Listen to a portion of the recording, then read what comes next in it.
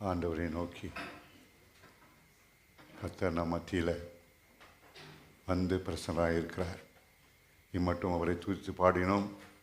துதியின் மத்தியில் வாசம் செய்கிறவர் என்று வேதம் சொல்லுகிறார்.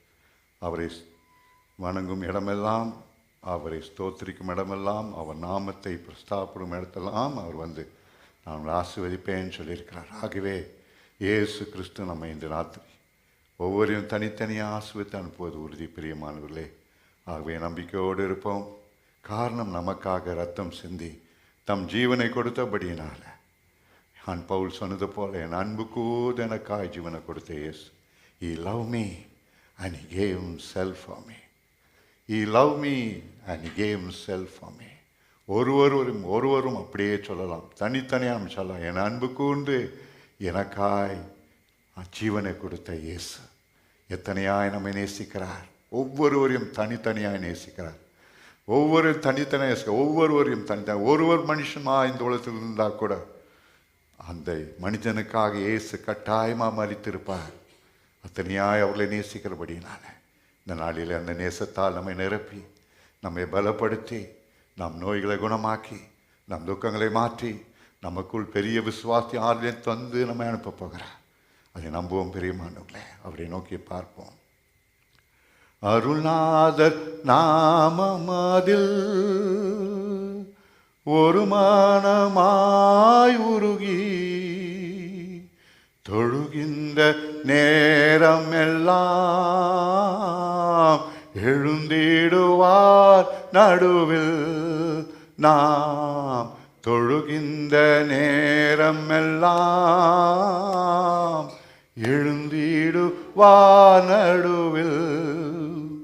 இதயம் நொறுங்கினோரின் ஆளுகள் அவரே. இதயம் நொறுங்கினோரின் ஆறுதல் அவரே. கதறல் கேட்டிடுவார், பதறாமல் அணைத்திடுவார். கதறல் கேட்டிடுவார், பதறாமல் அணைத்திடுவார். அருள்நாதர் நாமமது ஒரு மனமாய் உருகி தொழுகின்ற நேரம் எல்லாம் எழும்பிடுவார் நடுவில். நாம் தொழுகின்ற நேரம் எல்லாம் எழும்பிடுவார் நடுவில். நோயினால் நொந்தவரை அன்பை அணைப்பவரே. ஆமென். கை தாயன்ப அணைப்பவரே. பரிகாரி நானே என்பார், பட்சமாய் தாங்கிடுவார்.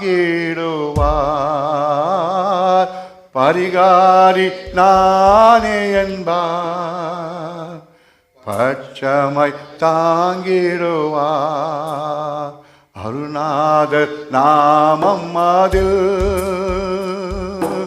ஒரு மனமாய் உருகி தொழுகின்ற நேரம் எல்லாம் எழும்பிடுவார் நடுவில். நாம் தொழுகின்ற நேரமெல்லாம் எழும்பிடுவார் நடுவில். Thank you Jesus. நீர் எங்கள் நடுவில் இருக்கிறதா எங்களுக்கு பெரிய ஆறுதல் சுவாமி. நீர் எங்கள் நடுவில் இருப்பதுதான் எங்களுக்கு பெரிய ஆறுதல் சுவாமி. நீர் எங்களோடு இருப்பதுக்காக ஸ்தோத்திரம்.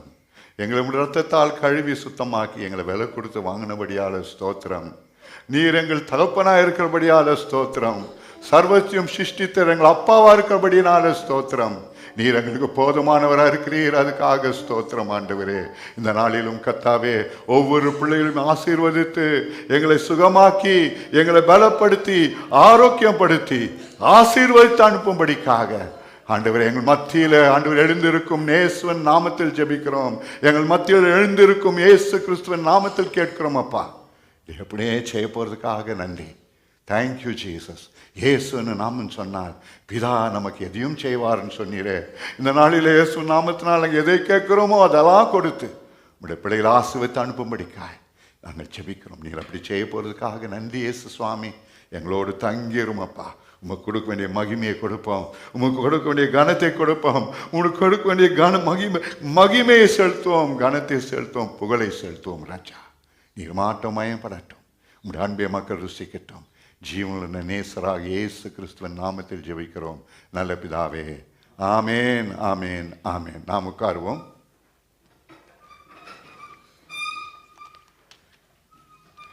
யாத்திராகமும் 15ஆம் அதிகாரம் வசனங்கள் 22லேருந்து 27 வசனம் யாரா வாசிங்க.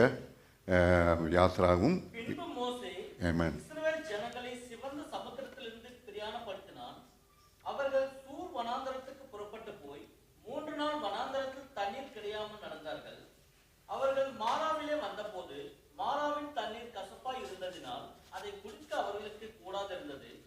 அதனால் அவ்விடத்துக்கு மாறா என்று பெயரிடப்பட்டது.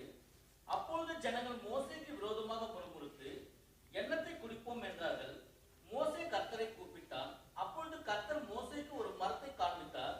அதை அவன் தண்ணீரிலே போட்டவுடனே அது மதுரமான தண்ணீர் ஆயிற்று. அவர் அங்கே அவர்களுக்கு ஒரு நியமத்தையும் ஒரு நியாயத்தையும் கட்டளையிட்டு அங்கே அவர்களை சோதித்து, நீ உன் தேவனாகிய கர்த்தரின் சத்தத்தை கவனமாய் கேட்டு அவர் பார்வைக்கு செம்மையானவர்களை செய்து அவர் கட்டளைகளுக்கு செவி கொடுத்து அவருடைய நியமங்கள் யாவும் கை கொண்டால், நான் எகிப்தியருக்கு வரப்பண்ண வியாதிகளில் ஒன்றையும் உனக்கு வரப்பண்ணேன். நானே உன் பரிகாரியாக கர்த்தர் என்றார். பின்பு அவர்கள் எலிமுக்கு வந்தார்கள். அங்கே 12 நீரூற்றுகளும் 70 பேரிச்ச மரங்களும் இருந்தது.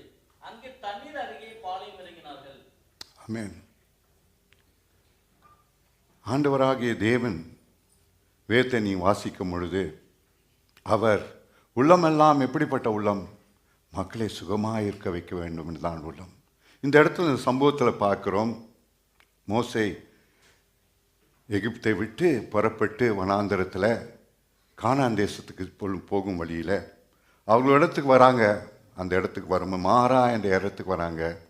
அங்கே வரும்பொழுது அங்கே ஜனங்கள் தாகமாக இருந்தபடினால அங்கே தண்ணீர் இருந்தது. ஆனாலும் தண்ணி வேதம் சொல்கிறது கசப்பாக இருந்தது என்று வாசிக்கிறோம். It was bitter. மாறாண்ட இடத்துக்கு வந்த பிறகு அந்த தண்ணீரை கேட்டപ്പോൾ குடிக்கலான்னு தாகமாய் வந்து குடிக்கலாம் என்று மக்கள் வரும்பொழுது அது கசப்பாக இருந்தது. ஆகவே எல்லாரும் மோசேக்கு விரோதமாக முறுமுறுத்தார்கள் என்று வேதம் சொல்லுகிறது. அப்போ மோசே ஆண்டவரத்தில் ஜெபிக்கிறான், ஆண்டவரே இந்த நேரத்தில் இந்த பிள்ளைகளுக்கு நாங்கள் என்ன செய்வது என்று. இப்போ கர்த்தர் அவனுக்கு ஒரு மரத்தை காண்பிக்கிறார். அந்த மரத்தை வெட்டி அவன் தண்ணீரில் போடும் பொழுது அந்த தண்ணீர் மதுரமாய் மாயிற்று என்று வேதம் சொல்லுது. அப்புறம் எல்லாரும் அதை குடித்தார்கள். அப்புறம் அந்த இடத்துல ஆண்டவர் ஒரு முக்கியமான ஒரு காரியத்தை சொல்கிறார். என்ன சொன்னார்? நீ உன் தேவனாகிய கர்த்தரை வார்த்தையின்படி அவருடைய வார்த்தைக்கெல்லாம் செவி கொடுத்து அவர் பிரமாணங்களை கை கொண்டு அவருக்கு செம்மையானவைகளை செய்தார், அவருக்கு பிரியமானதை செய்தார். இதே இடத்துல நான் உங்களுக்கு எகிப்தில் வர பண்ணின எந்த வியாதி உங்களுக்கு வராதபடி நான் பாதுகாப்பேன். காரணம் நானே உன் பரிகாரியாய் கர்த்தர். I am the Lord that healeth thee. I will see that none of the disease that I put upon the Egyptians will come upon you. For I am the Lord that healeth thee. நானே உன் பரிகாரியை கர்த்தர்னு சொல்லி ஒரு உடன்படிக்கை செய்தார் என்று பார்க்கிறோம். பிரியமான தேவ பிள்ளைகளே, இந்த இடத்துல பாருங்க, வேதம் சொல்லுகிற இன்னும் கொஞ்சம் கடந்து போகிறாங்க, எலும் என்ற இடத்துக்கு வராங்க. அந்த இலம் அது அங்கேருந்து இன்னும் கொஞ்சம் தூரம் தான் பாருங்க. ஆகவே அந்த இடத்துல வரும்போது வேதம் சொல்லுகிறது அங்கே 70 பேர்ச்சம்பழமும் 12 கிணறுகளும் இருந்ததான். தண்ணீர் ஏராளமாக இருந்தது. அங்கே போய் அங்கே பாளையம் இறங்கினார்கள் என்று வேதத்தில் வாசிக்கிறோம். ஆனால் பாருங்க, ஆண்டவர் அவர் மோசேட்ட சொல்ல, இன்னும் கொஞ்சம் தூரம் தான்ப்பா, இதை விட்டு இந்த இடத்த விட்டு இன்னும் கொஞ்சம் தூரம் வா, ஏழுமுக்கு வந்தால் உனக்கு ஏராளம் தண்ணீர் இருக்குது என்று சொல்லி ஒரு வேளை ஆண்டவர்களை நடத்தி வந்திருக்கலாம் அல்லவா? இல்லை. ஏனென்றால் காரணம், கர்த்தர் அவர்களுக்கு இடுக்கமான பாதையில் கொண்டு போய் கசப்பான வாழ்க்கையில் என்ன நடக்கிறது, உன் வாழ்க்கையை கசந்து போகும் பொழுது நான் அதுக்கு பரிகாரியாக இருக்கிறேன் என்பதை நிரூபிப்பதற்காக அந்த இடத்துல தண்ணீர், கசப்பான தண்ணீரை மதுரமாய் மாற்றினார். பிரியமானவர்களே, வியாதி கசப்பானது. God knew the bitterness of sickness. That is why he wanted to tell the people, reveal to the people, I hate disease, I hate that bitterness, I want to change your life into sweet life. I want to give you perfect health. உங்களுக்கு சுகத்தை கொடுப்பேன், கொடுக்க வேண்டும், நான் விரும்புகிறேன் என்பதை அந்த இடத்துல அவர் நிரூபித்ததாக பார்க்கிறோம். பிரியமான தேவ பிள்ளைகள், அநேக தடவை நம் வாழ்க்கையில் கூட நாம் கசந்த பாதையில் கடந்து போகும் பொழுது, பலவிதமான பிரச்சனைகள் கடந்து போகும் பொழுது நாம் யோசிக்கிறோம், ஐயோ ஏன் இந்த பிரச்சனை என்று. ஆனால் அதை கடந்து தாண்டி வரும் பொழுது என்ன ஆகிறது என்றால், விசாலமான பாதையில் கத்தர் கொண்டு வந்து அன்னி வசனத்தில் வாசித்தோம், தண்ணீரும் ஆண்டவரே அக்கினியும் கடந்து சென்றோம், ஆனால் இப்பொழுதோ எங்களுக்கு விசாலமான இடத்தில் கொண்டு வந்து நிறுத்திருக்கிறீர் அப்பா. கத்தர் அதுதான் நமக்கு செய்வார். ஆனால் அந்த நேரத்தில் மக்கள் என்ன செய்கிறாங்க, அந்த நேரத்தில் முறுமுறுக்க ஆரம்பிக்கிறாங்க. மட்டும் கடத்தினாரே தேவன், இவ்வளோ அதிசயமான சமுத்திர சமத்தை கடந்து வராங்க பாருங்க. வேதம் சமுத்திர சமத்தை கடந்து வந்து அவர்கள் அற்புதத்தெல்லாம் கண்ட பிறகு இப்படிப்பட்ட ஒரு சம்பவத்தை வரும்பொழுது அவர்கள் முறுமுறுக்க ஆரம்பிக்கிறார்கள். ஆனால் தேவன் இடத்துல சொன்னது என்ன, உங்கள் கசப்பான வாழ்க்கையில் நீங்கள் கசப்பை கடந்து போகும் பொழுது அதை நான் மாற்ற வல்லவராக இருக்கிறேன். காரணம் நானே உன் பரிகாரியாய கத்தர். பழைய ஏற்பாடு நீங்கள் வாசிப்பீர்கள் என்றால், இந்த பரிகாரியா என்ற கத்தர், ஐ ஆம் த லார்ட் தட் ஹீல்த் தி என்றதற்கு எபிரேயரில் அவருடைய பேர், அந்த பேர் நம்ம ஜெஹோவா ரொஃபீகா அல்லாவிட்டால் ஜெஹோவா ராஃபா என்று பெயர். தேவாதி தேவனை குறித்து 7 முக்கியமான பெயர்கள் வேதத்தில் உண்டு. யெகோவாவை குறித்து அதோடு கூட சேர்ந்து more than 20 to 30 names were given to him. அதோடு கூட சேர்ந்து 20க்கு மேலே 30க்கு மேலான நாமங்கள் தேவனுக்கு உண்டு. ஆனால் முக்கியமான இந்த 7 நாமத்தில் ஒரு நாமம் என்ன, ஜெஹோவா ரொபேகா அல்லாவிட்டால் ஜெஹோவா ராஃபா, நானே உன் பரிகாரியாய கத்தர். ஆண்டவராகிய தேவன் நம்மை சுகமாக இருக்க விரும்புகிறார். தேவன் நம் சுகத்தை விரும்புகிறார். நாம் சுகத்தோடு ஜீவிப்பதை அவர் விரும்புகிறார். காரணம் என்ன தெரியுங்களா, அவர் பேரு சுகமளிக்கும் தேவன். God's name, our Father's name, it's our Father's name. The Bible says He is our Father. என்றைக்கு நாம் ஆண்டவராக இயேசு கிறிஸ்துவை சொந்த ரட்சகராக ஏற்றுக்கொண்டோமோ அந்த நாளிலிருந்து வேதம் சொல்லுகிறது, நாம் அவருடைய பிள்ளைகளாகும்படிக்கு அதிகாரம் கொடுத்தார் என்று. இயேசு கிறிஸ்துவை விசுவாசிக்கிற யாவரும் அவர் பிள்ளைகளாகும்படிக்கு அதிகாரம் கொடுத்திருக்கிறார். இந்த நாளிலே பிரியமானவர்களே, நம்முடைய அப்பா யாரு, தகப்பாகி சகவுள்ள தேவனாகிய கத்தரா யாரு, பரிகாரியாகிய கத்தர். He is our Father, He is our great physician, He is our healer. ஆகவே தைரியமாக ஆண்டத்தில் வந்து, சுவாமி என்னை நீ சுகமாக்க போதுமானவராக இருக்கிறீர் சுவாமி, என்னை தொட்டு குணமாக்கும் என்று எந்த நேரமும் கேட்க நமக்கு அதிகாரம் உண்டு பிரியமானவர்களே. காரணம் என்ன தெரியுங்களா, அவர் நம்முடைய பரிகாரியாக கத்தர். நாம் செய்ய வேண்டியதெல்லாம் என்ன, அவர் சொல்கிறார், நீ என் வழியில் நடப்பா, எனக்கு பிரியமான வழியில் செய், நான் சொல்வதெல்லாம் கீழ்ப்பண் நட, எனக்கு முன்பாக உத்தமனாய் நட, அப்பொழுது நானே உன் பரிகாரி என்று சொல்லுகிறார். பல பிரச்சனைகள் வரலாம், ஒருவேளை இது வியாதி, ஆனால் வியாதியை போன்ற பல கசப்பான சம்பவங்கள் நம்ம வாழ்க்கையில் வரலாம். அவை எல்லாத்தையும் மதுரமாய் மாற்றும் நம் தகப்பன் நம்மோடு இருக்கிறார். ஆகவே தைரியமாக இருப்போமா.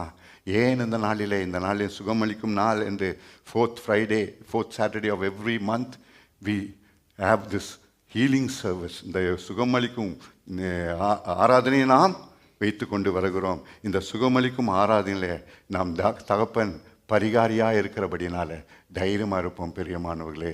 அது மாற்றமில்லை, ஏன் கர்த்தர் நம்மை சுகமாக்குறார், அல்லவற்றால் ஏன் நாம் சுகத்தை பெற்றுக்கொள்ளலாம் என்பதை தொடர்ந்து பார்ப்போம்.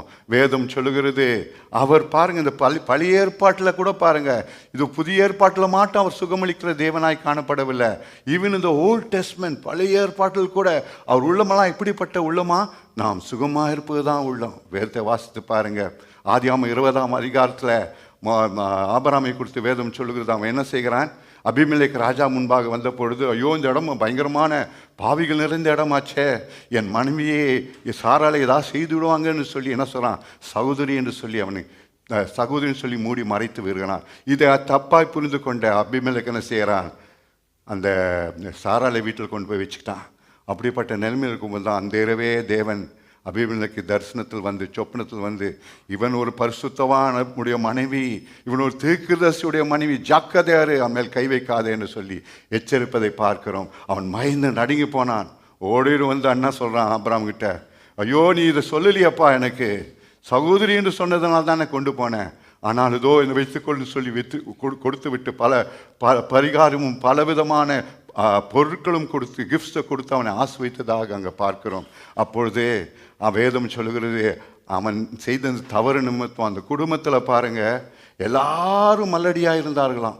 அவன் மனைவிக்கு குழந்தை இல்லை, கூட சேர்ந்த வேலைக்காரர்கள் பெண்களுக்கு குழந்தை இல்லை. இப்படிப்பட்ட நிலைமையில் இருக்கும்போது தான் அப்பொழுது ஆபிரகாம் ஆண்டவரத்தில் ஜெபிக்கிறான், ஆண்டவரே இந்த குடும்பத்தை இவர்களுக்கு ஒரு விடுதலை தாரும், இவர்களுடைய மலரித்தனத்தை மாற்றி போடும் சுவாமி என்று ஜெபிக்கும் பொழுது கர்த்தர் அவர்கள் கர்ப்பத்தெல்லாம் திறந்தார் என்று பார்க்கிறோம். ஆபிரகாமை கொண்டு கர்த்தர் சுகமளிக்கும் உழைத்து அந்த நாளிலே வைத்தார். ஆதி ஆகமத்தில் தேவன் சுகமளிக்கும் தேவனாய் வெளிப்பட்டார் என்பதை பார்க்கிறோம். பெரியமானவர்களே, இன்றைக்கும் நாம் தேவன் சுகமளிக்கும் தேவன்தான். இன்னொரு காரணத்து நிமித்தம் நாம் தைரியமாக அவருக்கு சுகத்தை கேட்டு வரலாம். காரணம் அவருடைய அன்பு, ஃபுல் ஆஃப் லவ்.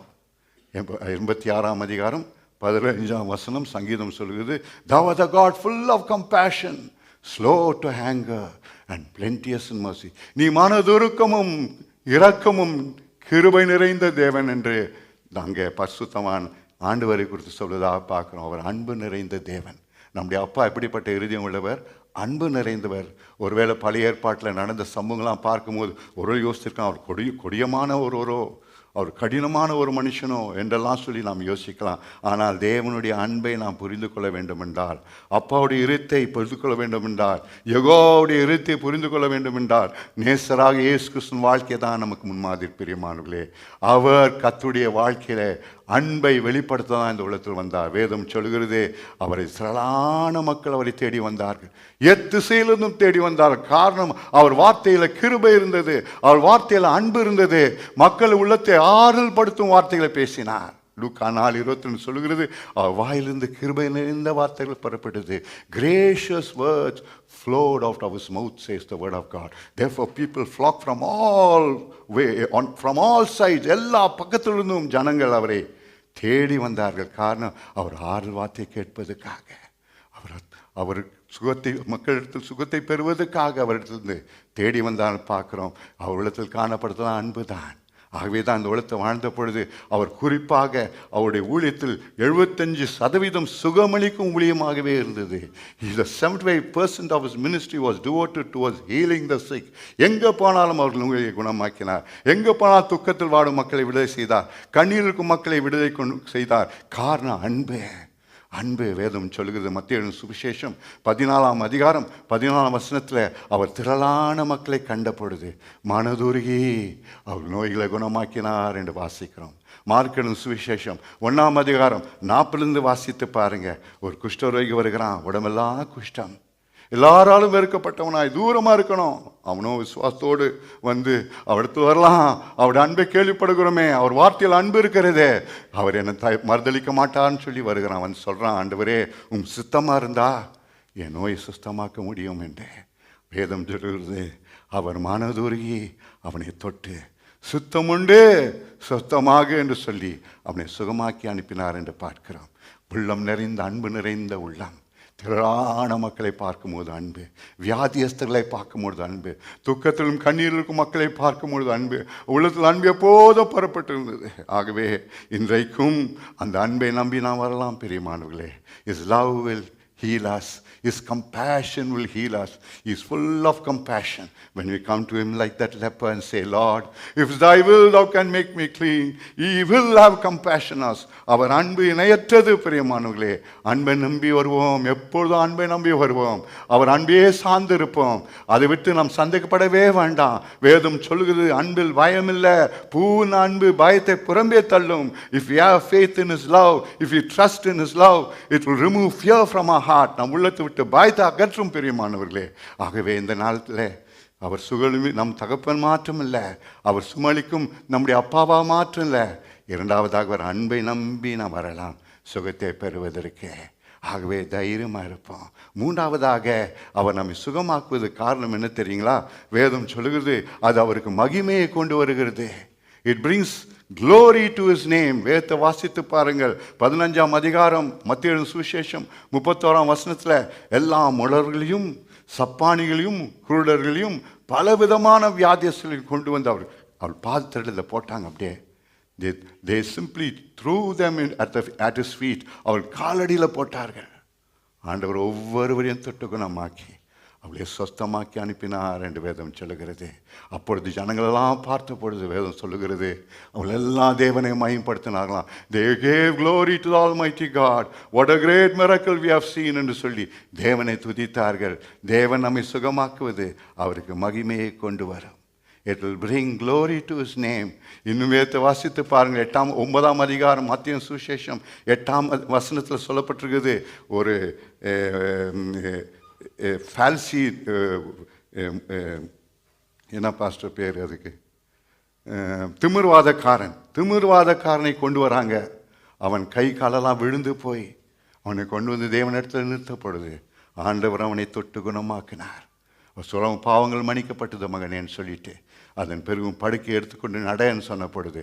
அவன் பரிபூர்ண சுகத்தோடு நடந்து போனதை ஜனங்கள் பார்த்த பொழுது வேதம் சொல்லுது, அவர்கள் எல்லாரும் கர்த்தரை மகிமைப்படுத்தினார்கள். Every time God begins to heal a person, remember one thing, it brings glory to his name. உங்களையும் என்னையும் சுகமாக்குவது அவர் சித்தம் பிரியமானவர்களே, because it will bring glory to his name.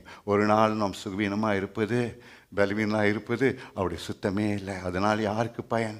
வேதத்தை வாசித்து பாருங்க. இந்த வேத வசனம் யாருக்கு கொடுக்கப்பட்டிருக்குது? To whom is this word written? It's not to the people who are weak and sick and discouraged, who are not able to come to the church or begin to worship him. No.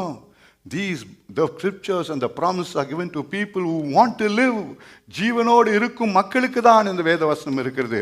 நமக்கு ஜீவன் இருந்தால் தான் அந்த வேத வசனத்தை நாம் தியானிக்க முடியும். நமக்கு ஜீவன் இருந்தால் தான் ஆலயத்துக்கு வர முடியும். நமக்கு சுகம் பலன் இருந்தால் தான் அவரை நாம் ஆராதிக்க முடியும் பிரியமானவர்களே.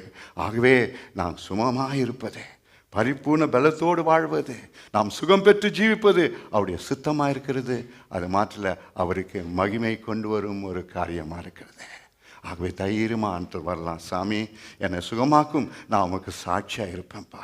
நான் எங்கெல்லாம் சென்று உமை பற்றி சொல்ல முடியுமோ சொல்லுவேன்ப்பா. எனக்கு கொடுக்கும் இந்த பலத்தினால உமக்கு ஊழியம் செய்வேன் சுவாமி. என்னை சுகமாக்கினால், எனக்கு கொடுத்துருக்கும் இந்த பலத்தினால நீர் என்னை சுகமாக்கினால் நான் சென்று எல்லாருக்கும் உமை பற்றி சொல்வேன் என்று சொல்லி நாம் மனதில் உறுதி கொள்வோம் பிரியமான. காரணம், it will bring glory to his name. It will bring glory to his name. வேதம் சொல்லுகிறது, எத்தனையோ மக்கள் அவரை சூழ்ந்து வந்த பொழுது தேவன் தன் வல்லமையினால மக்களை சுகமாக்கி அவர் நாமத்தை மகிமைப்படுத்தினார் என்று சொல்லி, அதே போல் இந்த நாளிலும் நம்மை சுகமாக்குவது மூலமாக அவருக்கு மகிமை உண்டாவதாகுது. 4வதாக ஏன் நம்மை சுகமாக்குறார்? உங்களுடைய சரீரம் தேவனுடைய ஆலயமாக இருக்கிறது. 1 கொரிந்தியர் 3ஆம் அதிகாரம் 16ஆம் வசனம், 1 கொரிந்தியர் 6ஆம் அதிகாரம் 19ஆம் சொல்லு, you are the temple of the living God. Your body is the temple of the Holy Ghost என்று வேதம் சொல்லுகிறது. நம்ம சரீரம் இப்படிப்பட்ட சரீரமா? பரிசுத்த ஆவியான தங்கும் சரீரமா? அந்த நாளிலே சாலமோன் பெரிய ஆலயத்தை கட்டினான்.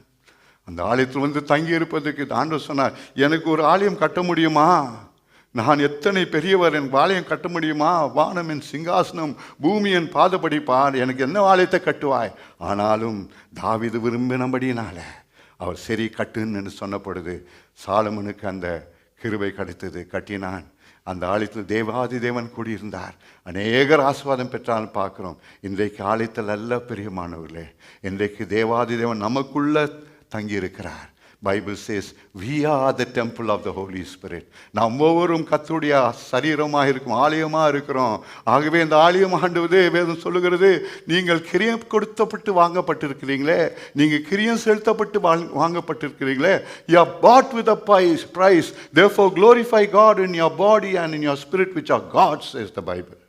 வேதம் சொல்லுகிறது, நீங்கள் கிரியம் செலுத்தப்பட்டிருக்கிறீர்களே. ஆகவே உங்கள் சரீரத்தை கொண்டும் உங்கள் ஆவியை கொண்டும் தேவனை மயம்படுத்துங்கள் என்று சொல்லப்பட்டிருக்கிறது. Lord God wants us to glorify his name through us. Therefore, my dear brothers and sisters, remember that since your body is the temple of the Holy Ghost, he wants your body to be hale and healthy. பரிபூர்ண சுகத்தோடு இருப்பது அவர் விருப்பமாக இருக்கிறது. ஆகவே தான் பக்தன் எழுதுகிறான், பிரியமானவனே உன் ஆத்மா வாழ்வது போல நீ எல்லாவற்றையும் வாழ்ந்து சுகமாக இருக்க விரும்புகிறேன். Beloved, I wish above all things that thou mayest prosper and be in health, even as thy soul prospereth. நம்ம ஆத்மா வாழ்வது போல, நம்முடைய சரீரம் ஆலயமாக இருக்கிறது போல, நம்ம எல்லாவற்றிலும் வாழ்ந்து சுகமாக இருப்பது தான் தேவனுடைய விருப்பமாக இருக்குது. ஆகவே தைரியமாக இருப்போம். எந்த நோயும் நம்மை தொடுவதில்லை, எந்த நோயும் நம்மை மேற்கொள்வதில்லை. காரணம், பரிகாரியாக இயேசு நம்மோடு இருக்கிறார். எல்லாவற்றுக்கும் மேலே இந்த சரீரம் அவர் ஆலயமாக இருக்கிறபடினால ஆவியானவர் தங்கும் ஆலயமாக இருக்கிறது. இன்னும் வேத வாசிப்பில் we are members of the body of Christ. எபேசியர் 5:30 சொல்லுகிறது, நம்முடைய we are members of his body, of his flesh and of his bones என்று எழுதப்பட்டிருக்குது. நம்முடைய தசை அவர் தசையோடு சேர்ந்திருக்கிறதா, நம்முடைய எலும்பு அவர் எலும்போடு சேர்ந்திருக்கிறதா, நாம் அவர் சரித்தன் அவயங்களா இருக்கிறோமா? அவருக்கு வியாதி இருக்கிறதா? அவருக்கு பலவீனம் இருக்கிறதா? இல்லையே. அவர் சரித்திருந்து அவருடைய சரித்தின் அவயங்களா நான் இருப்போம் என்றால் நமக்கு எப்படி வியாதி வர முடியும்? ஆகவே தேவன் சுகமாக்க வல்லவர், எந்த பலவீனத்தை மாற்ற வல்லவர், பொல்லாத பிசாசு கொண்டு வரும் வியாதிகளை சுகமாக்க அவர் வல்லவர், அவர் குணமாக்குவார். ஆகவே நம்பி இருப்போம் பெரியமானவர்களே. அவற்றில் எப்போதும் தைரியமாக வருவோம். Don't get discourage, don't get frightened when sickness begins to assail you. எல்லா விதமான பிரச்சனைகள் வரும்பொழுது நீங்கள் கவலைப்பட வேண்டாம். ஆண்டவரை நம்பி, அவர் அன்பை நம்பி வருவோம். அவருடைய குணாதிசயத்தை நம்பி வருவோம். அப்பா பரிகாரி என்று நம்பி வருவோம். அவர் நமக்கு போதுமானவராக இருக்கிறார். சரீரம் அவருடைய ஆலயமாக இருக்கிறபடினால அதை பரிசுத்தமாய் அவர் காப்பார், அதை சுகமாய் அவர் காப்பார். அது அவருடைய பொறுப்பு. பிரியமானவர்களே, நாம் செய்ய வேண்டியதெல்லாம் என்ன? இந்த சரீரத்தை சுத்தமாக வைத்துக்கொள்வோம். இது உங்களுடைய ஆலயம் அப்பா. ஆகவே இதை நான் கெடுக்க மாட்டேன். வேதம் சொல்லி இந்த ஆலயத்தை கெடுத்தால் தேவன் அவனை கெடுப்பார் என்று வாசிக்கிறோம். காரணம், இது பரிசுத்த ஆலயம். ஆகவே எதை சாப்பிடணும், எதை செய்யக்கூடாது, இதெல்லாம் விலகி நாம் ஜீவிப்போம் என்றால், தூய்மையாய் வாழ்வோம் என்றால், பிரியமானவர்களே, கர்த்தர் நம் மூலமாய் மகிமைப்படுவார். இந்த ஆலயத்தை கொண்டு பெரிய காரியங்கள் செய்வார். இந்த ஆலயத்தின் மூலமாக அநேகரை ஆசீர்வதிப்பார். இந்த ஆலயத்தின் மூலமாக அநேகரை தொடுவார். உங்களை கொண்டு பெரிய காரியங்களை செய்வார். அதுதான் அவருடைய சித்தம். அதுதான் சித்தம். ஆண்டவர் பார்த்துங்க, ஆண்டவரை யோசித்து பாருங்க. நீங்கள் யாராவது ஒரு குறிப்பிட்ட மனுஷன் சுகமாக்கினார்னா ஒரு காரணத்தோடு தான் செய்வார். பாருங்க, அவனை விட மாட்டார். கடைசி மட்டும் அவனை ஊழியத்தில் நிறுத்துவார், அநேகருக்கு ஆசீர்வாதமாக மாற்றுவார். அதுதான் அவருடைய சித்தம். He wants you to shine for his glory. Therefore he wants you to be hale and healthy. சுகத்தோடு இருப்பதை விரும்புகிறார். ஆகவே நம்புவோமா, நம்ம விசுவாசிப்போமா, அப்படியே செய்வோம். கர்த்தர் நம்மை ஆசீர்வதிப்பார். அது மாத்திரம் இல்லை, இன்னொரு முக்கியமான காரியம் இதில் உண்டு. Why we can have our healing, why we can receive our healing. The most important thing is healing is in the atonement. கிறிஸ்து இயேசு நமக்காக சிலுவையில் மரித்தது நம் பாவத்துக்கு மாற்றம் அல்ல. நாம் பாவத்துக்கு மாற்றம் மறிக்கவில்லை, நம்முடைய நோய்க்கும் மரித்தார். வேதம் சொல்லுகிறது, 53ஆம் அதிகாரம் ஏசாயா தீர்க்கதரிசன புஸ்தகம் 4ஆம் வசனம் சொல்லுகிறது, மெய்யாகவே அவர் நம் பலவீனங்களை ஏற்றுக்கொண்டு நம் துக்கங்களை சுமந்தார். அதனுடைய அர்த்தத்தை அழகாக நீங்கள் பார்ப்பீங்களா? மெய்யாகவே பலவீனம் துக்கம் என்று சொல்லும் பொழுது அது நோயை குறிக்கிறது என்று வேதத்தில் வாசிக்கிறோம். 8ஆம் அதிகாரம் மத்தேயு சுவிசேஷம் 17ஆம் வசனத்தை வாசி பாருங்கள். சூரியன் அஸ்தமித்த பொழுது ஏராள நோயாளிகளை இயேசு அண்டை கொண்டு வந்தார்கள். அப்போது வேதம் சொல்லுது, அவர்கள் நோய்களை குணமாக்கி பிசாசுகளை துரத்தி அவர் வார்த்தை ஏசியா தீர்க்கதரிசனம் மூலம் அவர் உரைக்கப்பட்ட தீர்க்கதரிசன வசனம் நிறைவேறுவதற்காக அவர் தாமே நம் பலவீனங்களை ஏற்றுக்கொண்டு நம் நோய்களை சுமந்தார் என்று அங்கே எழுதப்பட்டிருக்குது. What is written there? Himself took our infirmities and bare our sicknesses. நாம் நோயை சுமந்தார் என்று அங்கே எழுதப்பட்டிருக்குது. ஆகவே பிரியமானவர்களே, பலவீனம் அங்கே துக்கம் என்று சொல்வது நம் நோயை தான் அங்கே குறிக்கிறது. ஆகவே மெய்யாகவே நம் பலவீனங்களை ஏற்றுக்கொண்டு நம் நோய்கள் சுமந்தார். 5ஆம் வசனம் சொல்கிறது, நம் நிமித்தம் காயப்பட்டு நாம் கிருமித்தம் நொறுக்கப்பட்டார், நமக்கு சமாதானம் உண்டு பண்ண ஆக்கினை அவர் மேல் விழுந்தது, அவருடைய தழும்புகளால் குணமானோம் எழுதப்பட்டு 4ம் 5ம் சேர்ப்போம் என்றார். அந்த தழும்புகளால் குணமானோம் என்ற வசனம் நம்முடைய பாவத்தை குறித்து மாற்றம் இல்லை, நாம் நோயை குறித்தும் அங்கே எழுதப்பட்டிருக்கு. ஆகவே நாம் நோயிலிருந்து சுகப்பெறுவது அவருடைய சித்தம்.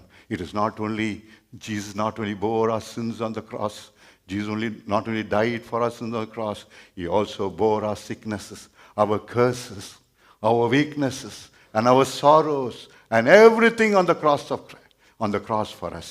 இந்த நாளில் அதை விசுவாசிக்க பொழுது, ஆண்டவரே என்னுடைய நோயை சுமந்ததுக்காக நன்றியப்பா. நீர் சுமந்த நோயை நான் சுமக்க வேண்டிய அவசியம் இல்லையே சுவாமி. நீ எனக்காக பாவமானீரே, நான் பாவத்துக்கு செத்து நீதிக்குள் பிழைத்திருக்கும்படிக்கு எனக்காக ரத்தத்தை சிந்தினீரே, அதே போல தான் சுவாமி என் நோயிலிருந்து நான் விடுதலை பெறுவதற்காக என் நோயை சிலுவையில் சுமந்தபடியால் உமக்கு ஸ்தோத்திரம் என்று சொல்லி அவருக்கு நன்றி செலுத்தி விசுவாசித்து நன்றி செலுத்துவோம் என்றால் தேவ பலன் நம்மை வந்து நிரப்பும். அவருடைய தெய்வீக சுகம் நம்ம வந்து நிரப்பும். காரணம் healing is in the atonement. It's not only healing for our sins, it's not only salvation but also healing. He gave his life for our healing as well, my dear brothers and sisters. We must understand this very well. T.L. Osborn என்ற ஒரு ஊழியக்காரர் இருந்தார். அவர் மிஷனரியாக தன் மனைவியோடு மதுரைக்கு வந்தார். வந்து ஊழியம் செய்வதற்காக அங்கே ஒரு பெரிய கேம்பெயின் போட்டாங்க.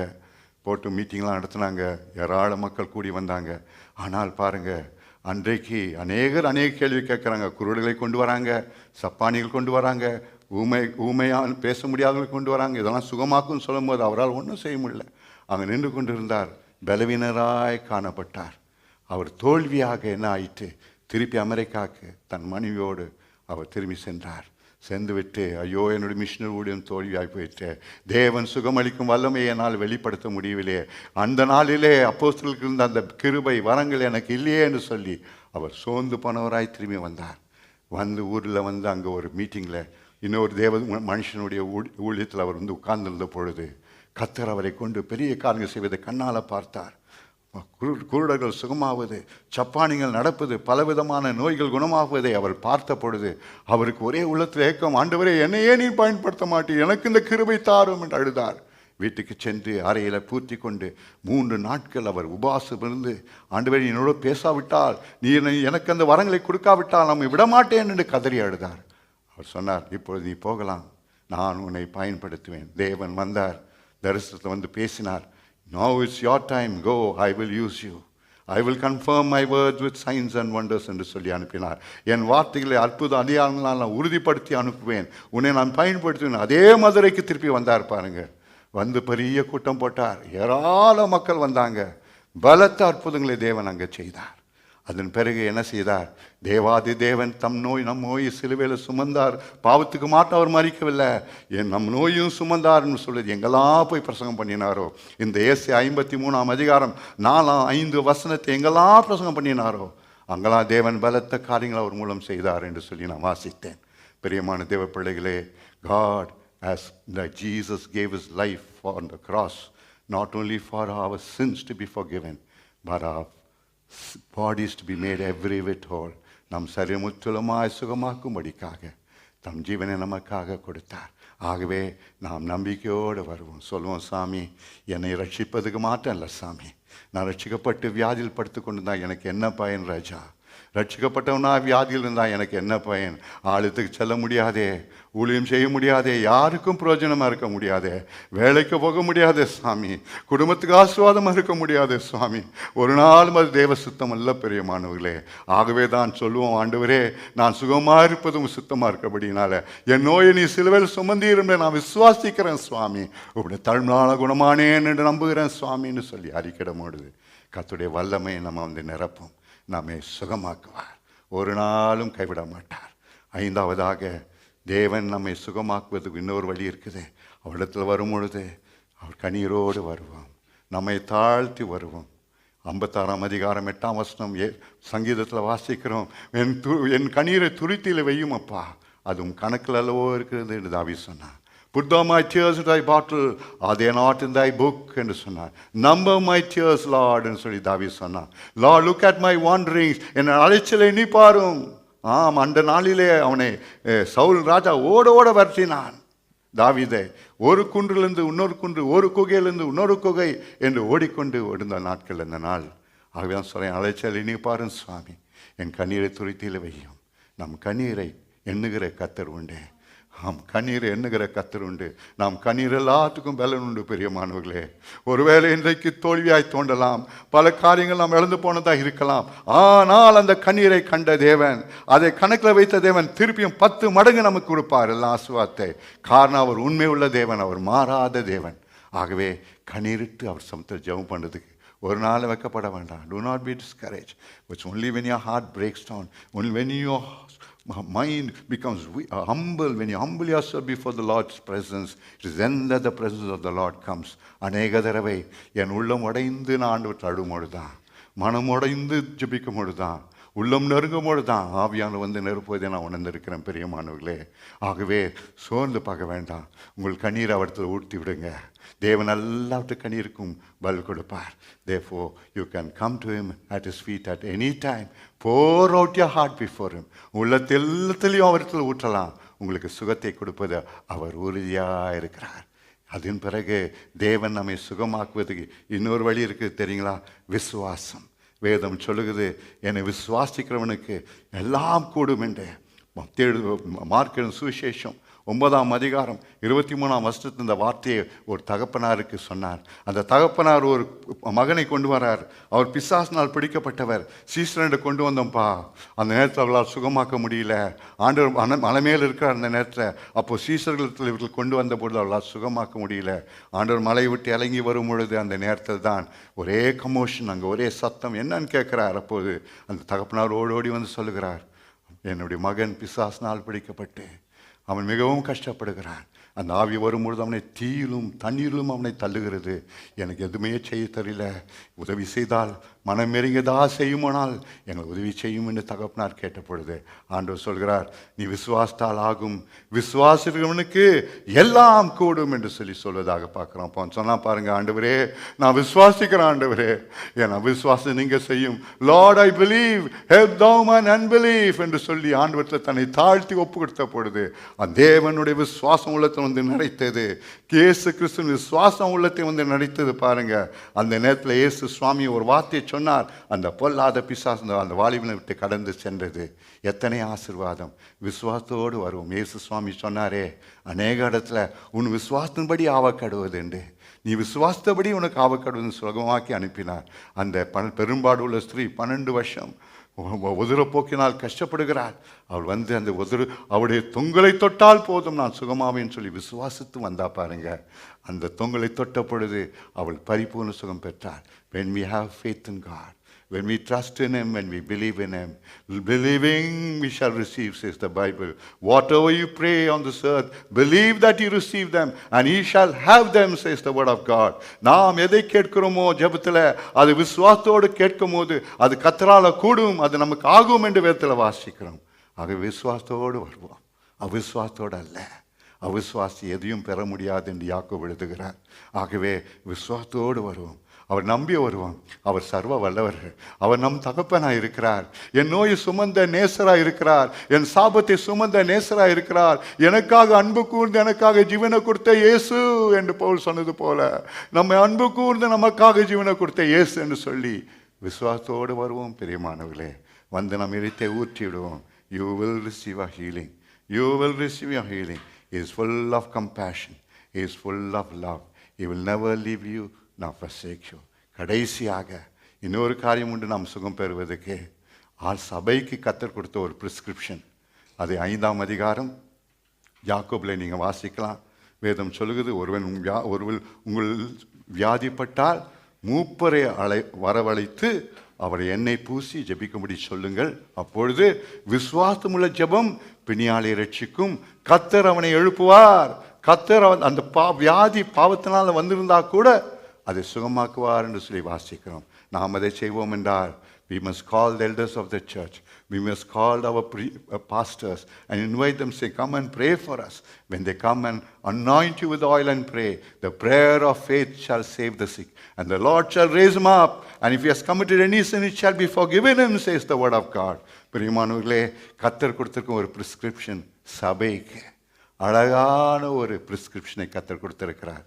நாம் செய்வதில்லை, அதை நாம் செய்வதே இல்லை. யார் எத்தனை பேர் எல்டர்ஸை கூப்பிட்டு எங்கள் வீட்டுக்கு வந்து ஜெபம் பண்ணுங்க ஐயா, எண்ணெய் பூசி ஜெபம் பண்ணுங்க, எத்தனை பேர் சொல்கிறோம் பாருங்கள். யாருமே சொல்வதில்லை. ஆகவே சுகம் பெறுவதில்லை.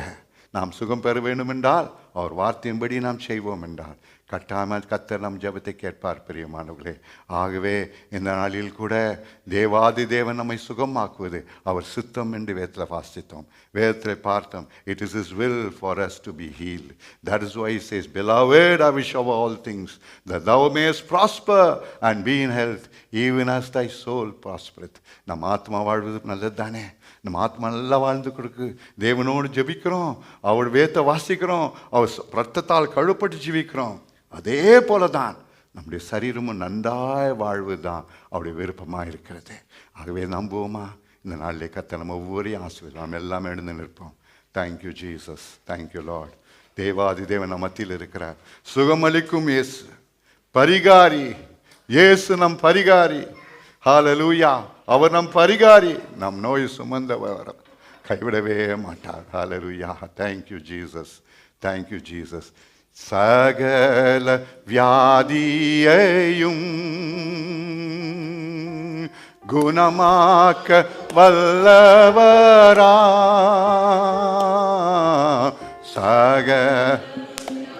சகதியையும் குணமாக்க வல்லவரா, யாராயிருந்தாலும் பேதங்கள் இன்றியே அன்பிடவே,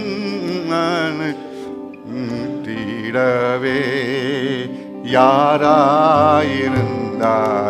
பேதங்கள் இன்றியே அன்பை நினைத்திடவே, இயேசு அழைக்கிறார், இயேசு அழைக்கிறார், ஆவலாய் உன்னை தம் கரங்கள் நீட்டியே இயேசு அழைக்கிறார், ஆவலாய் உன்னை தம் கரங்கள் நீட்டியே இயேசு அழைக்கிறார், கண்ணீரெல்லாம் துடைப்பார், கண்மணி போல் காப்பார், கண்ணீரெல்லாம் துடைப்பார், கண்மணி போல் காப்பார், கார்மேகம் போன்ற கஷ்டங்கள் வந்தாலும் ஆமென் இடவே, கார்மேகம் போன்ற கஷ்டங்கள் வந்தாலும் ஆமென் இடவே, இயேசு அழைக்கிறார், இயேசு அழைக்கிறார், ஆவலாய் உன்னை தம் கரங்கள் நீட்டியே இயேசு அழைக்கிறார், இயேசு அழைக்கிறார். ஹல்லேலூயா. நம்முடைய சகல வியாதியும் அவர் சுமந்திருக்கிறார்.